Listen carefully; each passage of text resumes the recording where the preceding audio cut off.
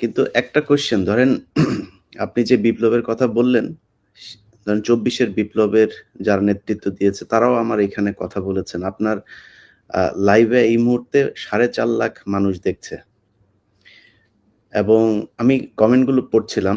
আমি বুঝার চেষ্টা করছিলাম যে আসলে কি। আমার মনে হয় এ পর্যন্ত কয়েক লাখ কমেন্টের মধ্যে বোধহয় উম ১০ টা কমেন্ট পড়েছে আপনাকে গালি দিয়েছে বা আমাকে গালি দিয়েছে। এত জনপ্রিয় একজন মানুষ, আপনি দেশ থেকে চলে যেতে হলো কেন স্যার? সেই কাহিনীতে এই মুহূর্তে যাওয়া ঠিক হবে কি? মাফ করে দিয়েছি। জিয়া রহমান আমাদেরই একজন ছিলেন। আচ্ছা, to be frank with you, উনি কোরআন শপথ নিয়ে আমাদের সাথে কাজ করতে রাজি ছিলেন, কিন্তু পরবর্তী পর্যায়ে তিনি তার নিয়ত থেকে সরে আসেন। তার জন্য তো আমরা দায়ী নয়, উনি দায়ী। এবং যদি ভালো করে থাকেন সেটা প্রাপ্য তিনি হয়তো পেয়েছেন, যদি খারাপ করে থাকেন সেটা আমাদের সাথে না চলায় যদি তার কিছু খারাপ হয়ে থাকে তার জন্য তো আমরা দায়ী নই। তবে হ্যাঁ, একটা সময়ে আমি যখন চীনে ছিলাম রাষ্ট্রদূতাবাসে, তিনি আমার বাবা কিন্তু জিয়া রহমানের ক্যাবিনেটের সিনিয়র মিনিস্টার পদে নিযুক্ত ছিলেন। কারণ আমার বাবা মনে করতেন যে আমরা আর জিয়া রহমান সব এক, কিন্তু উনি ভেতরে খবর জানতেন না।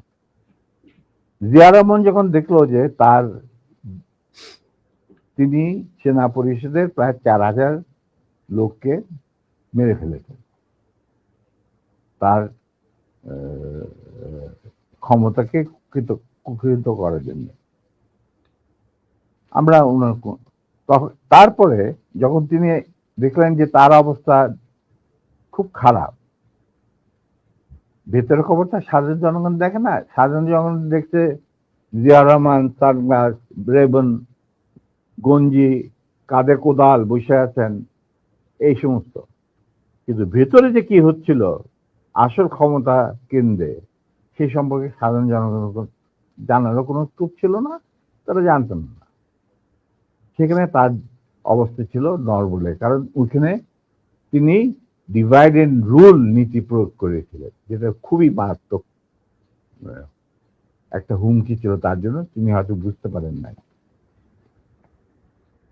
তিনি যখন রাষ্ট্রীয় সফরে আসেন, আমার বাবাকে deputy head of the delegation করে নিয়ে আসলেন এবং আমাকে বললেন যে let us forget and forgive, তোমরা আমাদের পাশে দাঁড়া। আমরা বললাম স্যার, এটা আপনার পক্ষে, আপনার বললেন আমি কৃতার্থ, কিন্তু আমার মনে হয় আমাদের পক্ষে সেটা সম্ভব। কারণ এর জন্য সম্ভব না, আপনি আমাদের সহকর্মীদের রক্তে যে রক্তক্ষরণ ঘটিয়েছেন, সেই রক্ত মারিয়ে আপনার পাশে যদি গিয়ে দাঁড়ায়, প্রথম গুলিটা আমাকেই যেতে হবে, মুনাফেক হিসাবে।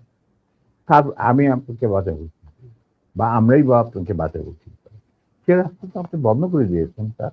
এটা কত সালে স্যার? এটা যে জিয়া রহমান কোন সালে গিয়েছিল, মনে হয় ৮১। 76 না 77, সামথিং লাইক দ্যাট। ওই যে ওনার একটাই রাষ্ট্রীয় সফর ছিল চীনে, এটা তুমি দেখে নিতে পারো, আমার বইতে লেখা আছে সবকিছু। আচ্ছা, 77 এবং তার সাথে যে আমার কি ডায়ালগ হয়েছে 1 to 1, যেটা মধ্যে আর কেউ উপস্থিত ছিল না, পাশের ঘরে অবশ্য বেগম সাহেবা ছিলেন। স্যার আরেকটা জিনিস পরিষ্কার হয়েছে স্যার, আপনি কি একটা বলছিলেন যে কোরআন শপথ করা হয়েছিল, মানে কি হয়েছে? আমি বলি, শোনো, এই যে সেনা পরিষদ, আমরা যখন ভারতে যুদ্ধ করছিলাম, যখন আমরা বুঝতে পারলাম ভারতের গেম প্ল্যানটা, তাদের একটা সুদূর প্রসারী চক্রান্তমূলক একটা পরিকল্পনা রয়েছে, বাংলাদেশকে প্রথমে ক্লায়েন্ট স্টেট, তারপরে অঙ্গভূত করা, সিকিমের মতো। আর সেখানে লেন্দুদ্দোজি ছিলেন, আমাদের মুজিবুর রহমানকে বানানো হলো তাজউদ্দিন আর পরে মুজিবুর রহমানকে বানানো শৈলেন্দুব্দ। এটা যখন আমরা বুঝতে পারলাম তখন সমমনা কমান্ডার যারা পলিটিক্যালি কনসিয়াস ছিল ছাত্র জীবনে ধরো পরবর্তী জীবনে, তখন আমরা বললাম যে আরে আমাদের তো আসল যে যুদ্ধ সেটা তো হবে স্বাধীনতার পর। ভারতের আগ্রাসী মনোভাব নিয়ে যখন বাংলাদেশকে গিলে খেতে চাবে সেইটার বিরুদ্ধে আমাদেরকে লড়তে হবে, তার জন্য আমাদের প্রস্তুত থাকতে হবে, প্রস্তুতি এখনই গ্রহণ করতে হবে। তখন আমরা ওই মুক্তিযুদ্ধের আড়ালে আমরা সেনা পরিষদের বীজ বপন করি। তো তোমার মনে থাকার কথা, যদিও Zia Rahman declaration of independence দিয়েছিল, প্রথমে তিনি নিজেকেই অস্থায়ী সরকারের প্রধান হিসাবে দাবি করেছিলেন, মানে ভাষণে বলেছিলেন। পরে ইন্ডিয়ার চাপে উনি এটাকে বদলিয়ে যে মুজিবুর রহমানের ইনস্ট্রাকশনে আমি এই ঘোষণা দিলাম স্বাধীনতা। এরপরেও কিন্তু তার প্রতি ইন্ডিয়ান সরকার বা আওয়ামী লীগ সরকার কখনোই আস্থা রাখতে পারে নাই। তারা তাকে সেক্টর কমান্ডারের অবস্থান থেকে সরিয়ে এনে হেডকোয়ার্টার দাম করে এক সেফ হাউসে, মানে আমাদের কিছু সেফ হাউস ছিল যেখানে আমরা থাকতাম বা আমাদের সাথীরা সুযোগ আছে কল্যাণীতে, মানে এই প্রভাব অফ ক্যালকাটা একটা বাড়িতে ওনাকে না নিষ্ক্রিয় করে রাখা হইত। তখন কেউ জিয়া রহমানের আশেপাশে যায়, কারণ উনি ভারতের চক্ষুষু, উনি আওয়ামী লীগের চক্ষুষু, তো কে যাবে ওনার সাথে দেখা করতে?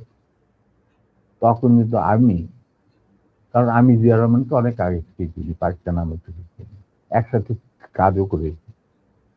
যাই হোক, আমি গিয়ে ওনার সাথে যোগাযোগ করি এবং তাকে বুঝাই যে স্যার আপনি ধৈর্য ধরুন, আমরা আপনাকে সহজে হারাবো না।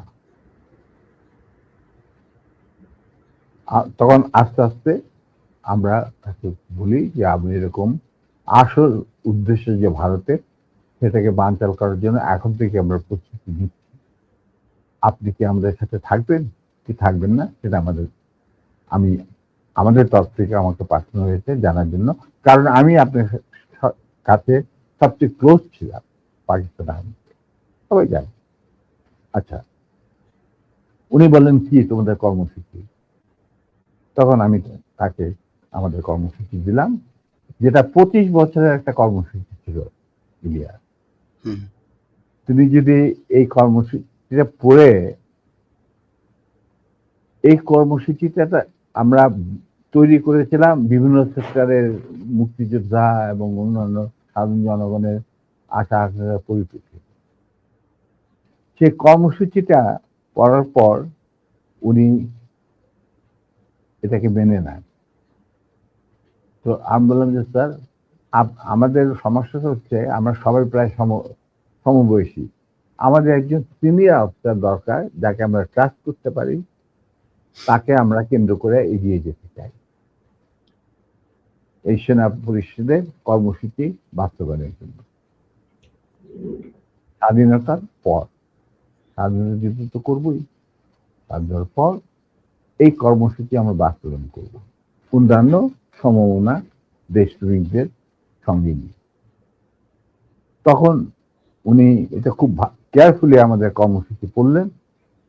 তারপরে আমি একদিন গেলাম, উনি বলে যে আমি পড়লাম, আমি সম্পূর্ণভাবে একমত, স্বাধীন বাংলাদেশকে একটা সুখী সমৃদ্ধ আত্মনির্ভরশীল এবং আমাদের সংস্কৃতির ভিত্তিতে নতুন বাংলাদেশ গঠন করার জন্য এর চেয়ে ভালো কোন রকম কর্মসূচি হতে পারে না। আমরা ধাপে ধাপে এটাকে কার্যকারী করব। তখন আমি বললাম তাহলে কি আপনি আমাদের সাথে কাজ করতে রাজি আছেন? আমরা আপনাকেই আগে রেখে আমরা কাজ করতে চাই। কারণ ইউ আর দি সিনিয়র এবং আপনি একজন সৎ ব্যক্তি। উনি সৎ ছিলেন ব্যক্তিগতভাবে।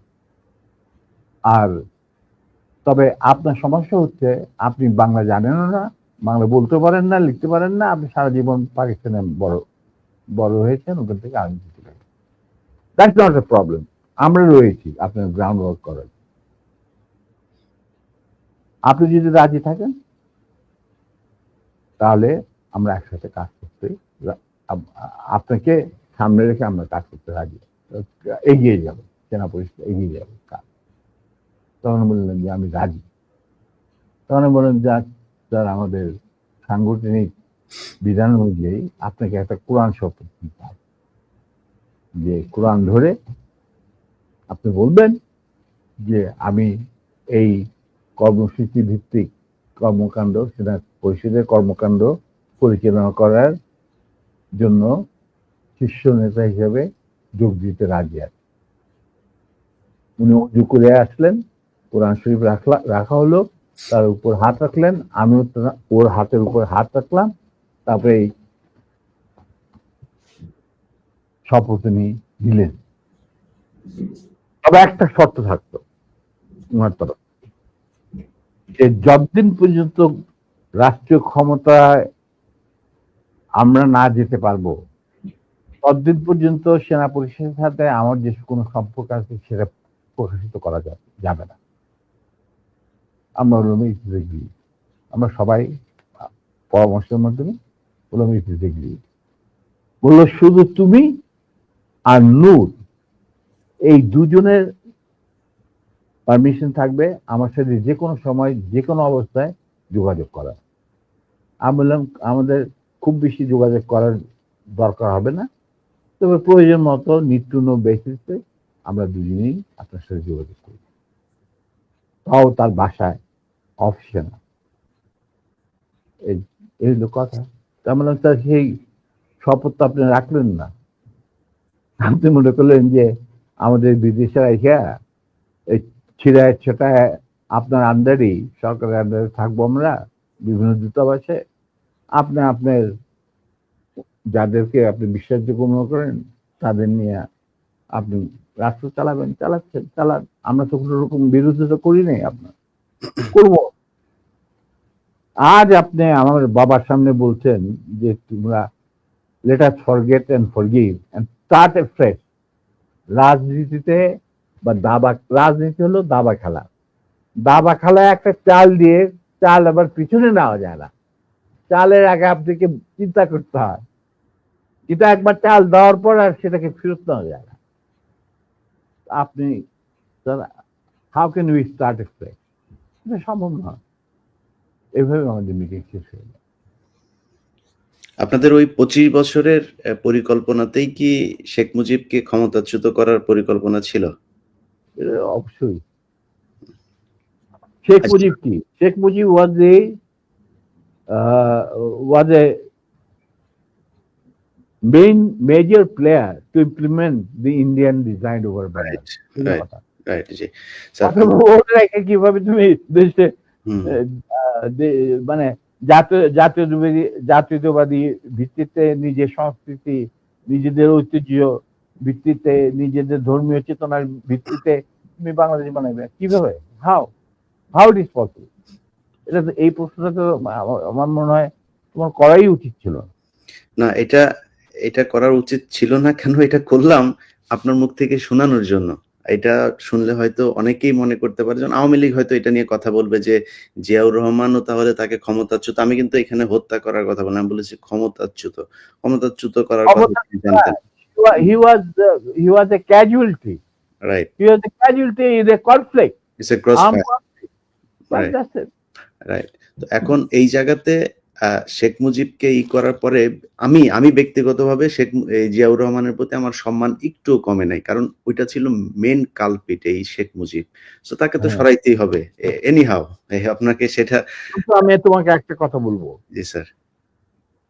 যাতে আমি একজন মুসলমান হিসাবে বা একজন মানুষ হিসাবে, কেউ কোন মানে মানুষ বা একজন মুসলমান হিসাবে আমি কাউকে জাতির পিতা, জাতির মাতা জাতির ভগ্নী, জাতির ভাতিজা, এগুলি আমি মানি না। এগুলি এগুলি এগুলি সঠিক বয়ান নয়। স্যার আপনি তো সেক্টর কমান্ডার ছিলেন, মানে শোনো, মানে বীর উত্তম ছিলেন একজন। এই প্রশ্নটা আমি শেষ করিনি। জি জি আমরা এই যে সভ্য সমাজ তথাকথিত যেখান থেকে আমরা গণতন্ত্রের সবক নেই, যেখান থেকে আমরা মানবাধিকারের সবক নেই, যেখান থেকে আমরা শিখি হোয়াট ইজ ব্যক্তি স্বাধীনতা, বলার স্বাধীনতা, এই সমস্ত যারা যেখান থেকে আমরা সবক নেই, সেই সমস্ত দেশে কি জাতির পিতা, জাতির ফিতা, জাতির বাতা, এই সমস্ত আছে? বলো কোন দেশ আছে? ইউএসএ তে কয়েকজনকে তারা মানে ইউএস এর ফাউন্ডার মনে করেন। ফাউন্ডিং ফাদারও কেউ বলে না। দেখো, Nelson Mandela was a friend of mind. উনি তো কোনদিন একসেপ্ট করে নাই যে তো তাকে বলা হোক জাতির পিতা। কেনিয়াটা, জম্মু কেনিয়াটা, ওনাকে তো জাতির পিতা বলা হয় না। প্যাট্রিক লুমুম্বা অফ জাম্বিয়া, ওনাকে তো জাতির পিতা বলা হয় না। স্যার পিতা যদি বলা হয়, যেমন ভারতে এই কালচার আছে, কিন্তু ভারত যদি ভারতের কালচারকে মানবো কেন? না, যদি মানা হয় সেই ক্ষেত্রে স্যার মোহাম্মদ আলী জিন্নাহ বাংলাদেশের জাতির পিতা হবে, কারণ সে দুই জাতি তত্ত্বের ভিত্তিতে দুই রাষ্ট্র গঠন করে দিয়ে গেছে। আর মোহাম্মদ আলী জিন্নাহ কোনোদিনই বলছি স্যার, যদি হয়, যদি তারা করতেই চায়, তো তাহলে সে হবে। শোনো, জি sir, I am very straight. কারণ আমার দাদা নানারা সব ছিলেন ইয়ারট্রাক ফ্রম দি আলিগড়। তারাই প্রতিষ্ঠা করতে মুসলিম লীগ নওয়াজ শরীফুল্লাহ সাহেবের নেতৃত্বে। I come from a political family. My father was the GS of Dhaka University. ঠিক আছে? Now, he became the leader of the youth and student front of Muslim League. উনারাই বিলেত থেকে নিয়ে আসছিল জিন্নাহকে টু প্রোভাইড লিডারশিপ। তাদের এক point agenda, মুসলমানদের যেন স্বাধীন দেশ চাই, নো আদার থিং। এবং প্রথম গুলি খায় এই পাকিস্তান আন্দোলনের মুভমেন্টে কারমাইকেল কলেজের একটা ছাত্র, যেই প্রসেশনের নেতৃত্ব দিচ্ছিলেন আমার বাবা। বুঝলে? অতএব আমার মনে হয়, আমি জিন্নাহকে যতটুকু জানি, তিনি নিজেও কোনোদিন জাতির পিতা হিসেবে খেতাব নিতে রাজি হতেন। জি স্যার, তুমি আমার সাথে কথা বলছো এবং তোমার মাধ্যমে তারা আমাকে দেখছেন। আমি বলবো যে আমি দর্শকদের সোজা কথা বলতে চাই যে আমি ব্যক্তিগতভাবে জাতির পিতা, জাতির ভগ্নী, জাতির জামাই, এই সমস্ত কিছু বিশ্বাস করি। আমরাও করি না স্যার, বাংলাদেশের মানুষ কেউই করে না এটা। যাদের বোধগম্য